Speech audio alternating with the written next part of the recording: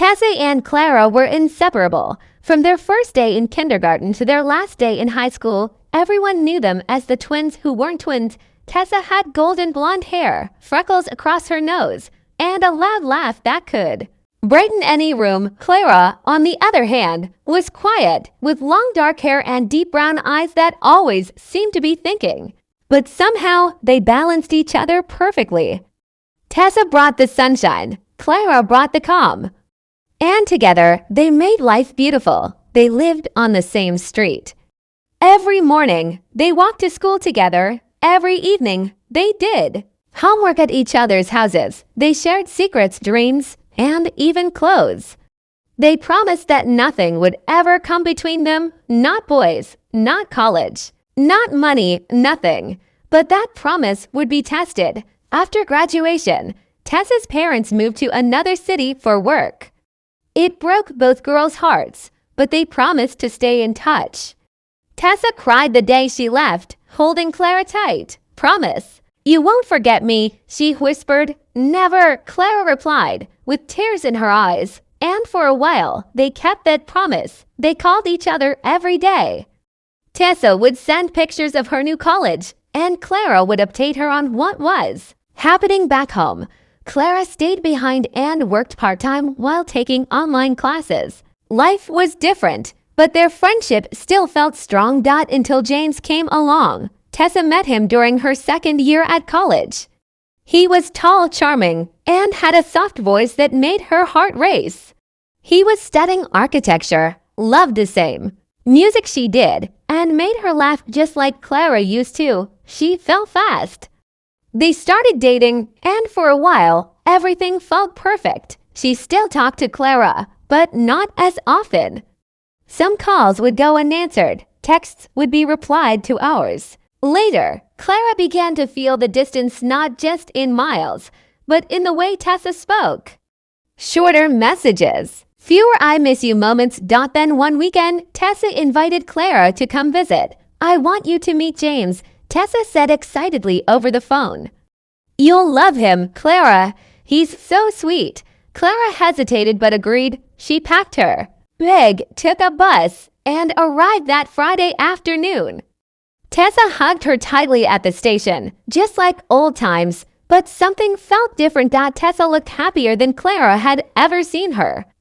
But Clara also noticed the way Tessa kept checking her phone, smiling at James's texts, laughing at his voice messages. It was like Tessa had entered a new world and Clara wasn't really part of it. That evening, they all went out for dinner. James was polite, kind, but Clara couldn't ignore the way he looked at her, like he was studying her, like he knew something about her that she didn't know. He asked questions, lots of them. Where she worked, where she lived, if she had a boyfriend. Clara laughed it off, but it felt strange. Back at the apartment, after James left for the night, Clara looked at Tessa seriously. "Are you sure about him?" she asked. Tessa frowned. "What do you mean?" "I don't know. Something just feels off." Tessa's smile dropped. "Clara, you've only just met him. Don't judge so quickly." "I'm not judging. I'm just being careful for you." "Well, I don't need you to be careful. I'm happy, Clara." The room fell quiet.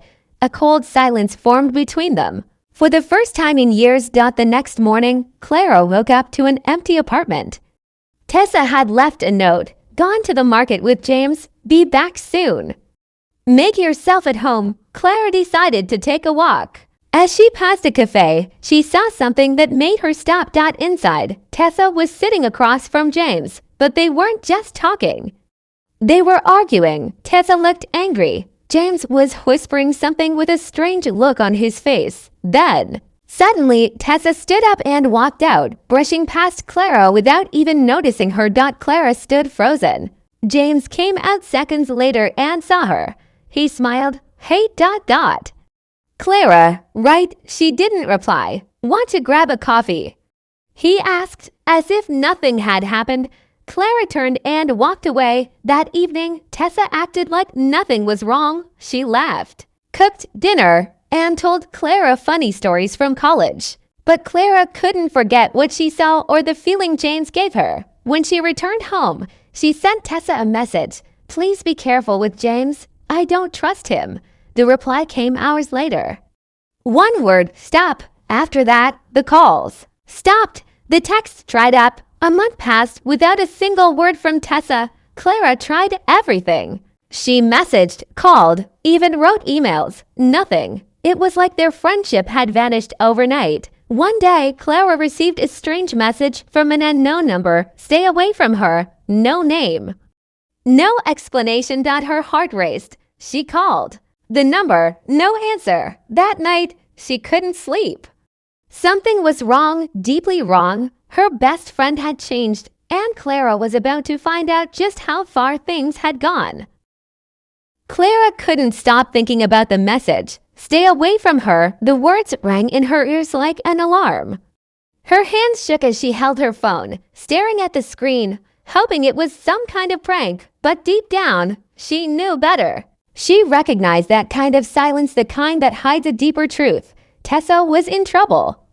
Clara could feel it. Days passed, and she tried not to panic. She called again. Still no answer. She messaged Tessa on social media, but all her messages remained unread. Tessa's online activity had slowed down too. No new pictures, no comments, no posts. And when Clara finally looked through her contact list, she noticed something that made her heart drop. Tessa had unfriended her. Just like that, the girl who once called her sister was now gone without a word. Clara didn't understand. Why? Was it James? Was he controlling her? Or had Tessa truly moved on from their friendship?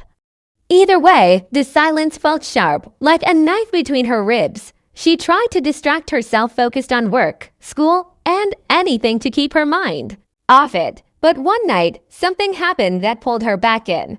She got a call, a private number. She hesitated, but curiosity won. "Hello." There was silence for a moment. Then a soft voice whispered, "Help me." Clara's heart stopped. "Tessa." "Is that you?" The voice trembled. "Please. Don't trust anyone. He's not who he says he is." Then the call ended. Clara's hands shook.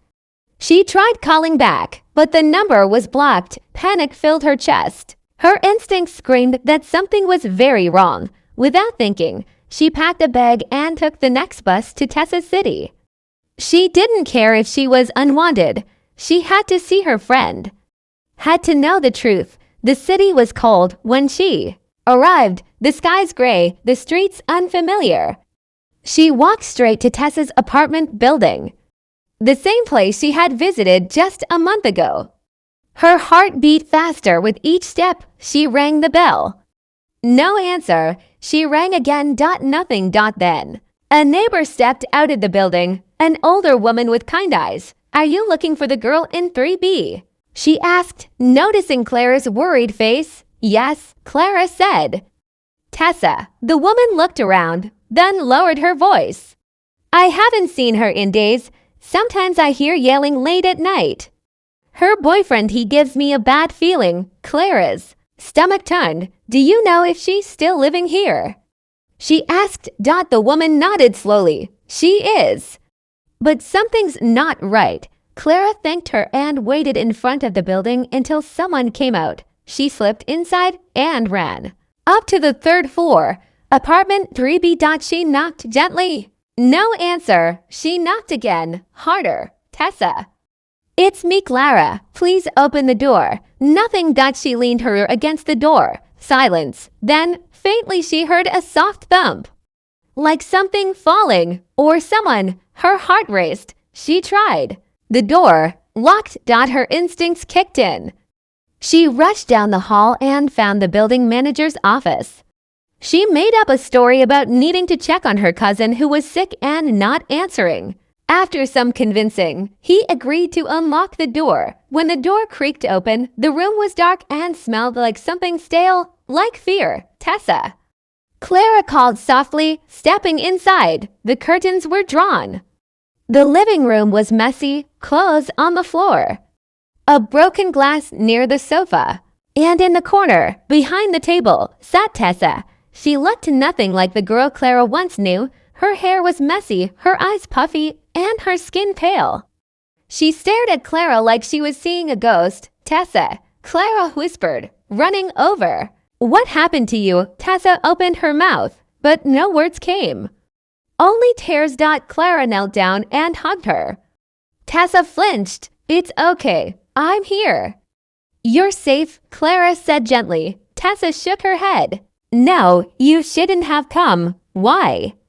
"Tessa, you called me. You said I didn't call you," Tessa interrupted. "He did. He wanted you here." Clara's heart stopped.